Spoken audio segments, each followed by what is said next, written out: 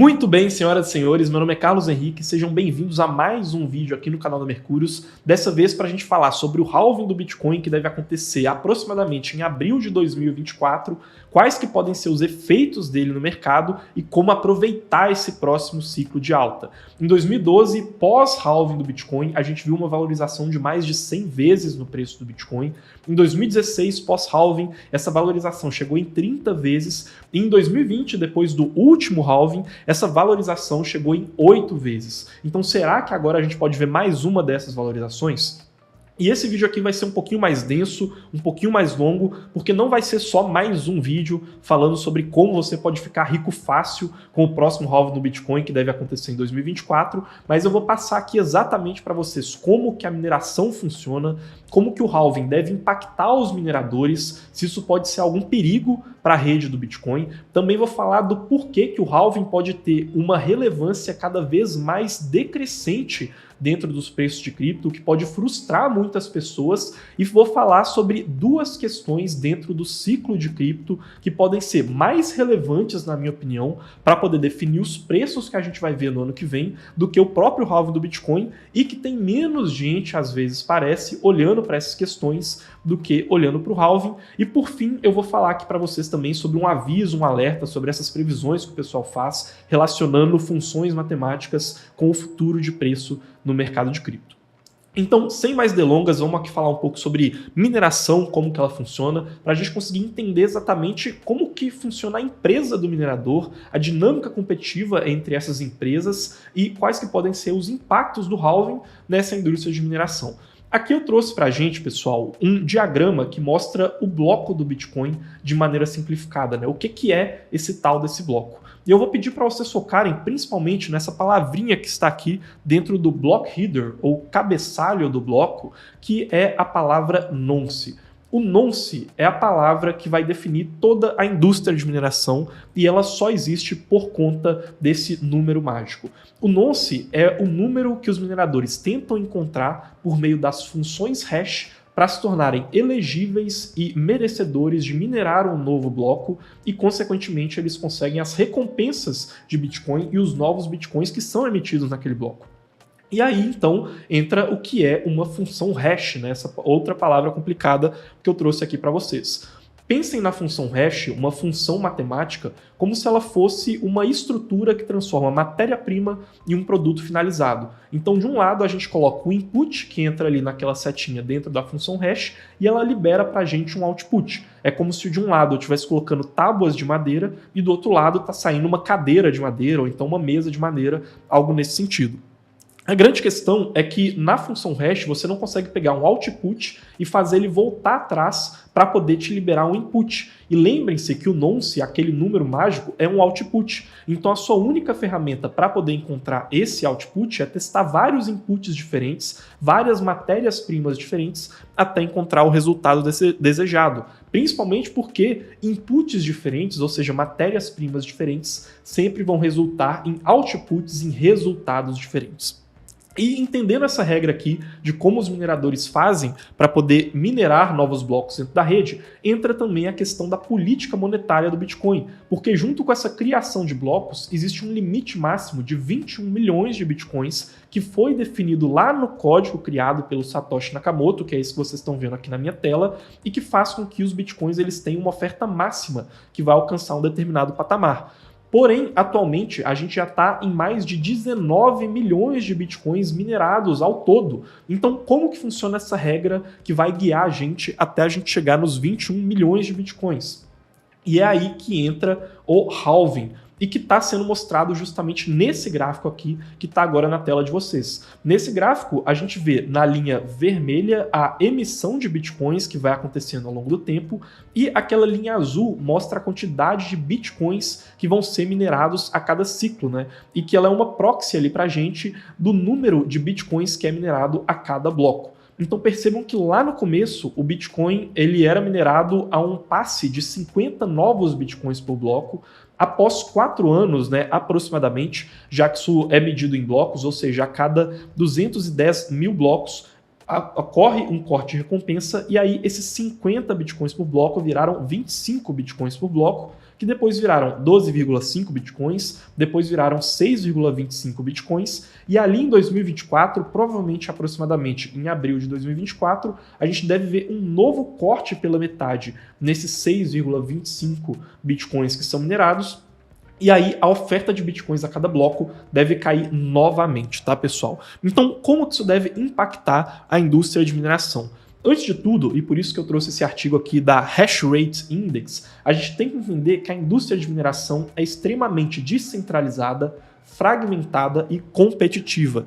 Percebam aqui nesse gráfico que mostra a concentração de mercado das 4 maiores empresas de diferentes setores, como que dentro do mercado de mineração de Bitcoin, esse é um percentual muito pequeno. Então, compare aqui, por exemplo, a indústria de fabricação de cigarros, em que as 4 maiores empresas detêm 99% da fabricação, com a indústria de mineração de Bitcoin, que é semelhante, por exemplo, à indústria de mineração de ouro.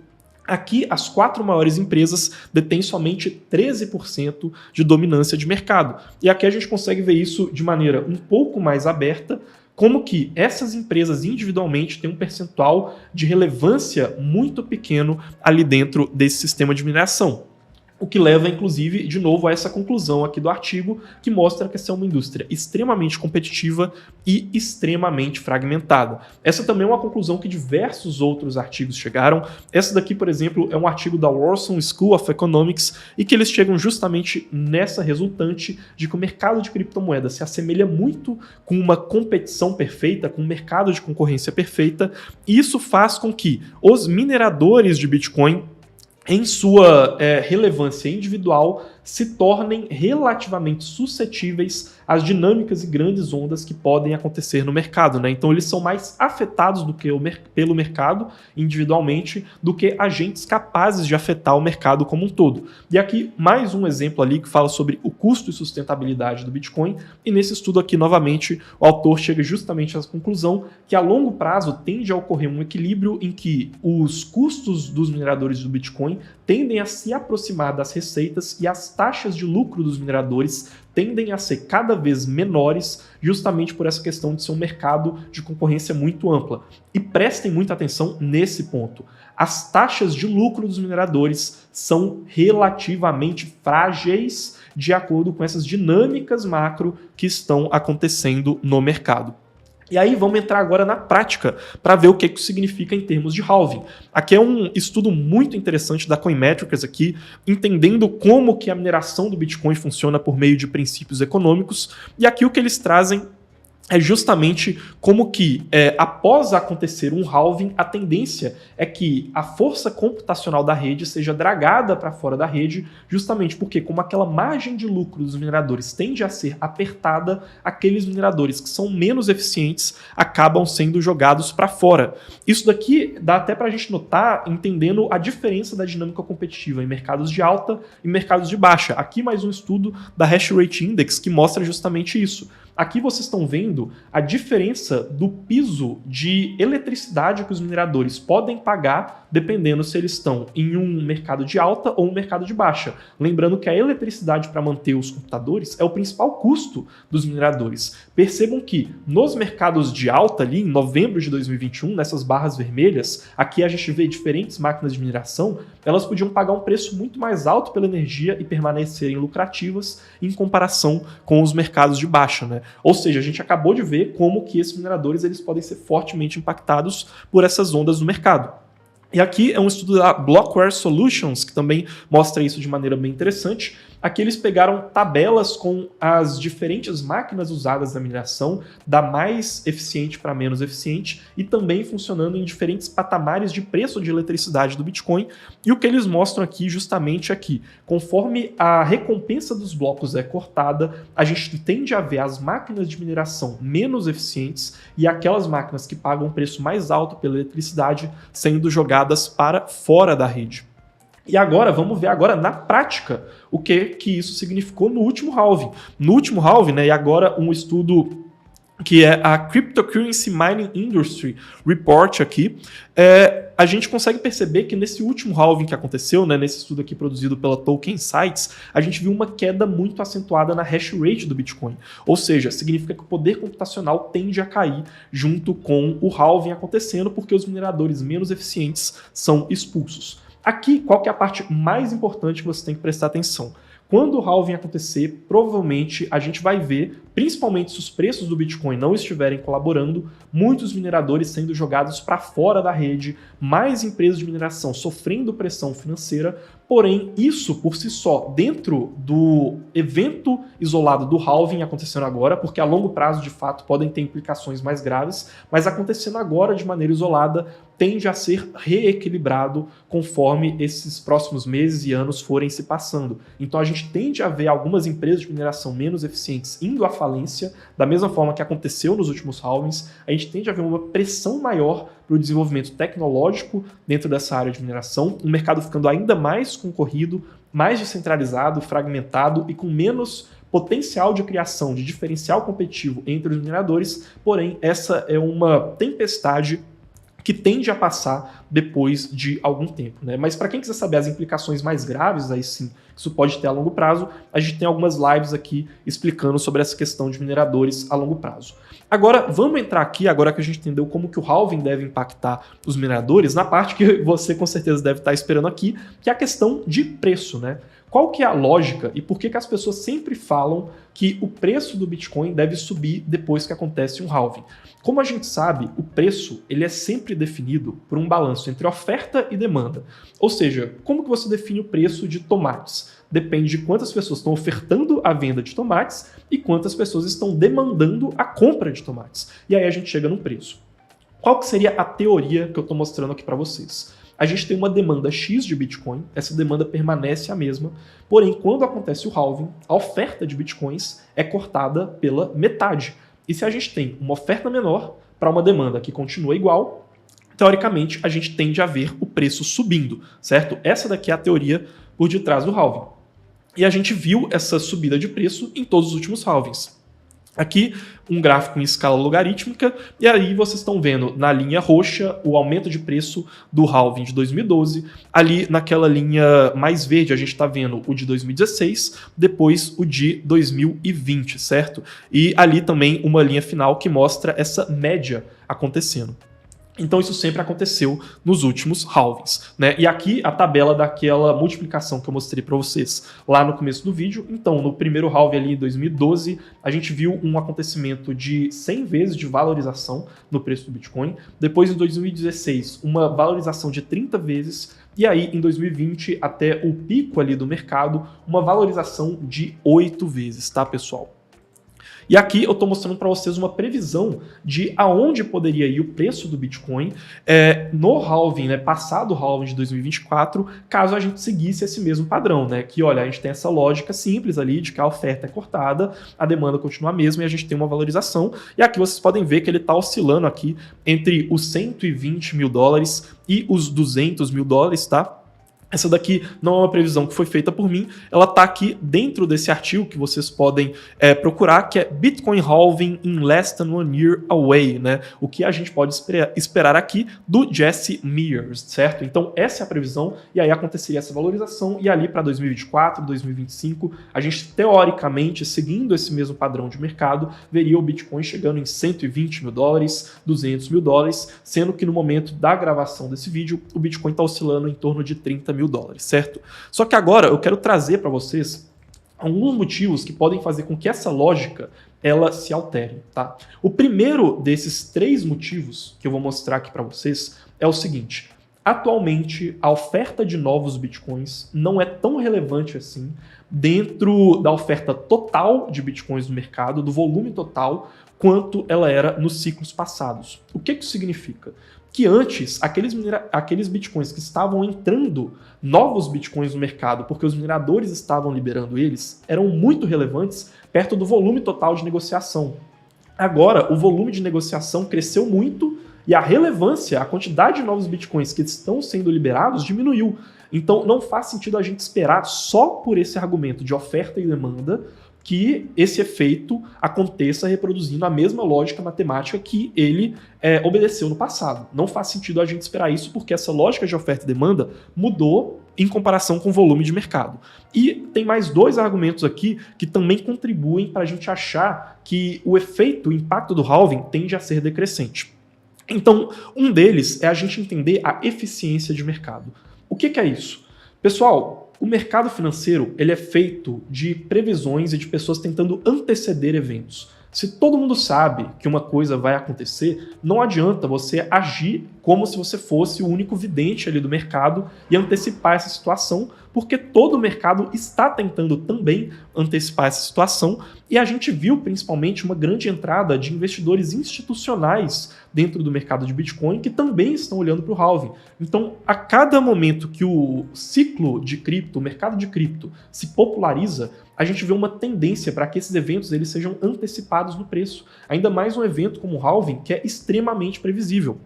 Aqui eu estou pegando um texto do Nick Carter, que é um dos maiores analistas de Bitcoin, na minha opinião, hoje no mercado, e que ele fala justamente sobre isso, né? Essa questão de eficiência de mercado e que os mercados financeiros tendem a antecipar eventos. Então o halving por si só, ainda levando em conta que o impacto dele em oferta de mercado é decrescente, ainda assim ele poderia ter o seu efeito, em parte, relevado, porque está todo mundo já prevendo que ele vai acontecer.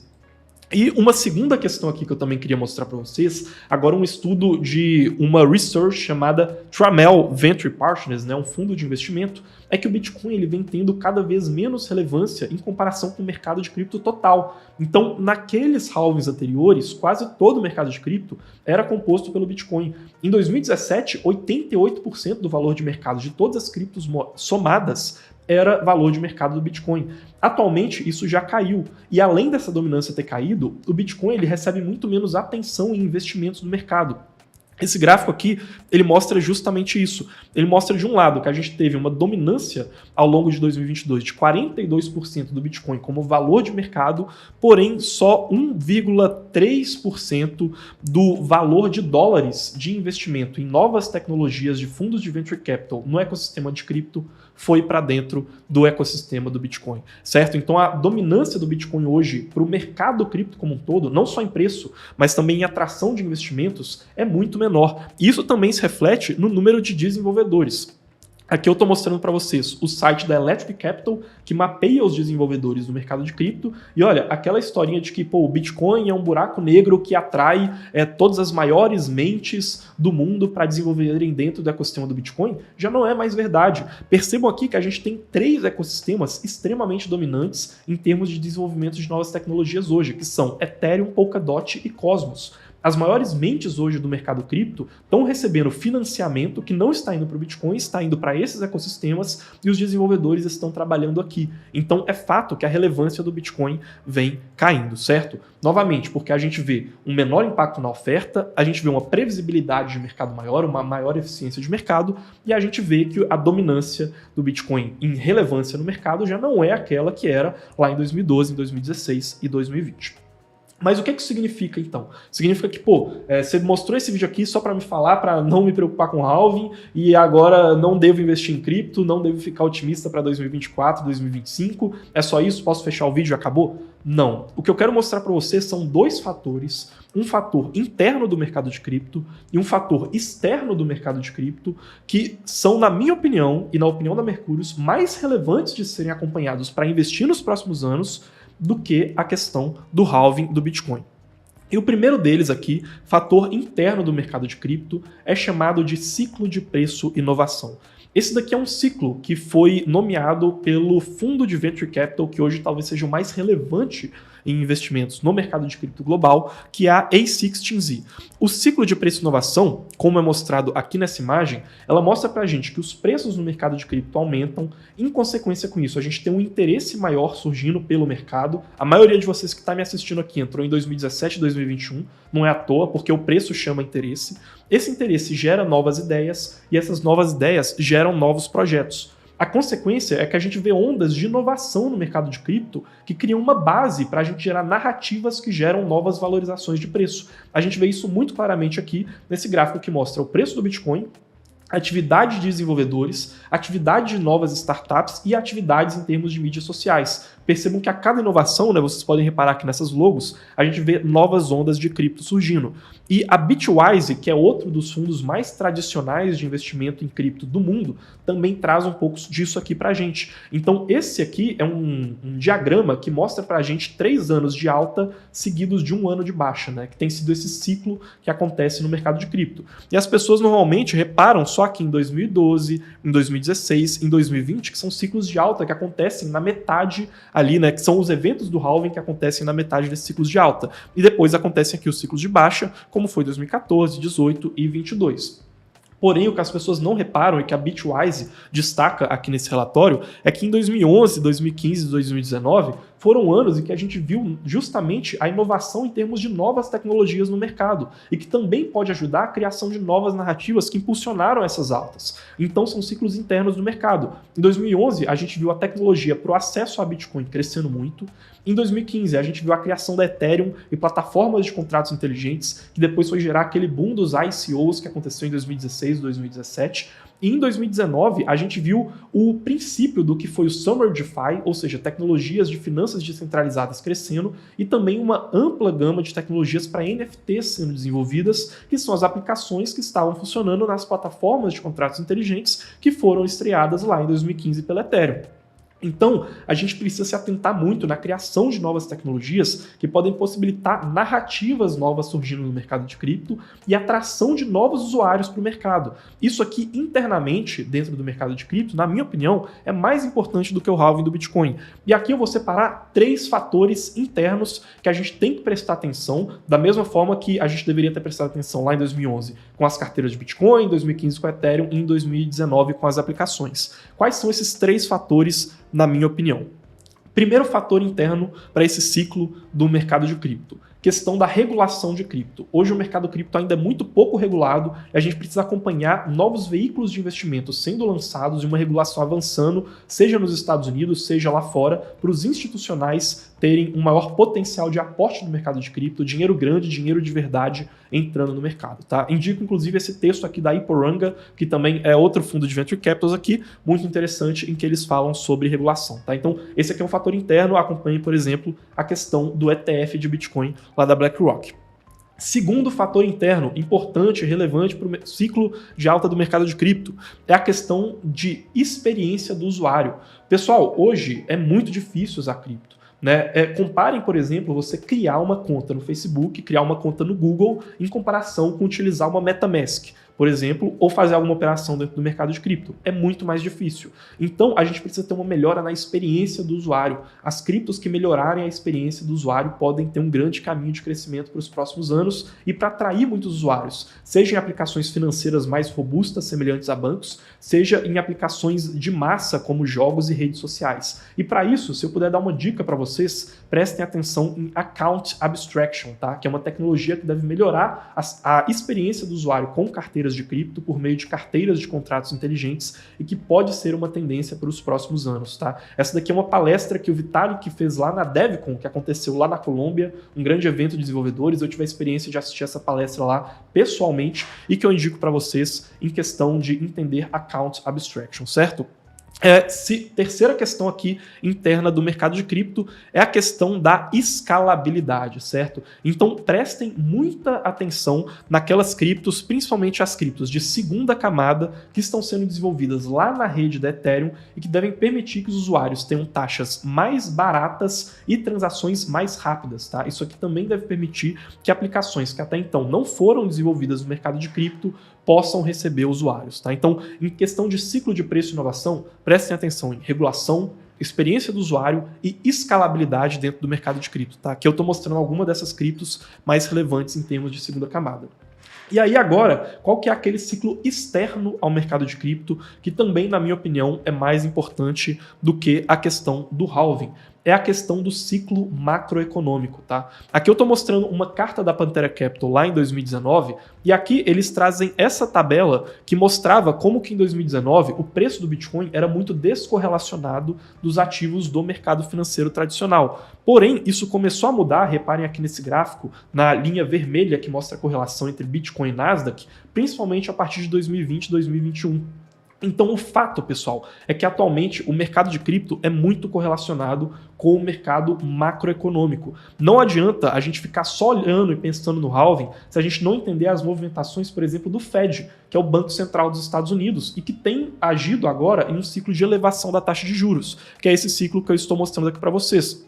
Percebam aqui como que em 2022, conforme a gente viu um aperto da inflação lá nos Estados Unidos, a gente viu um crescimento muito grande nas taxas de juros para tentarem compensar isso, certo? Então o que a gente pode esperar em termos macroeconômicos para a gente ver diminuições na taxa de juros e também para a gente ver uma entrada maior de liquidez no mercado de cripto?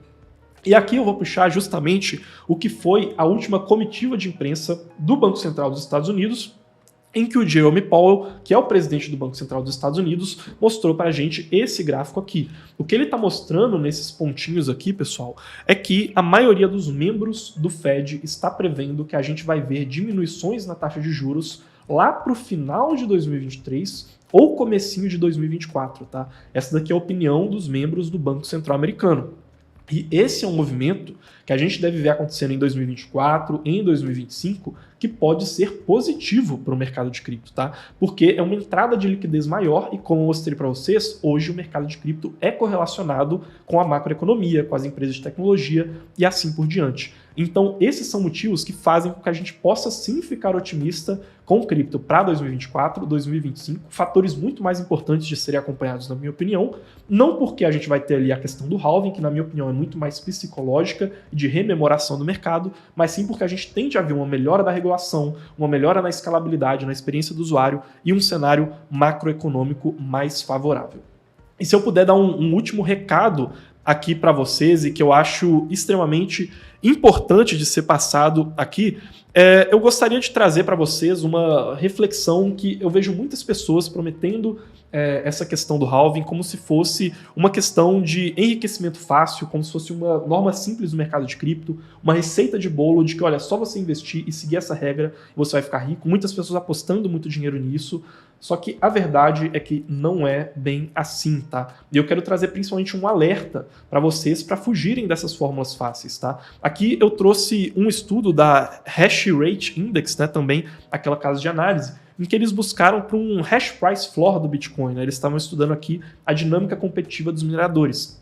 E uma questão que eles batem muito aqui é que, olha, apesar de tudo, as forças externas estão sempre mudando. O preço do Bitcoin, políticas monetárias, condições de mercado, taxas de transação. Então, no final das contas, a gente sempre tem que ter noção que os modelos eles vão ser menos complexos do que a realidade. E aqui é um estudo que foi feito por pesquisadores do MIT sobre descentralização e análise de custos da mineração, em que eles também trazem justamente esse ponto, né? Então, olha, não importa o quanto a gente estude aqui, o nosso modelo matemático ele sempre vai estar limitado, de certa maneira, ao que as fórmulas conseguem trazer para a gente e ao que foi o passado do mercado. Mas os modelos matemáticos podem não servir para o futuro do mercado com novos fatores entrando nessa jogada, né? Então, sempre fiquem muito atentos com fórmulas fáceis de enriquecimento fácil, né, que são colocadas ali, disseminadas no mercado, porque na prática as coisas são mais complexas e o mercado é mais complicado do que muitas pessoas deixam a entender para você, certo? E por fim aqui, eu queria só fazer um convite para vocês, se esse vídeo inteiro aqui foi útil e por todas essas questões que eu falei aqui, que é para poder se inscrever no Minuto Cripto, que está liberado gratuitamente aí na descrição, tá, pessoal?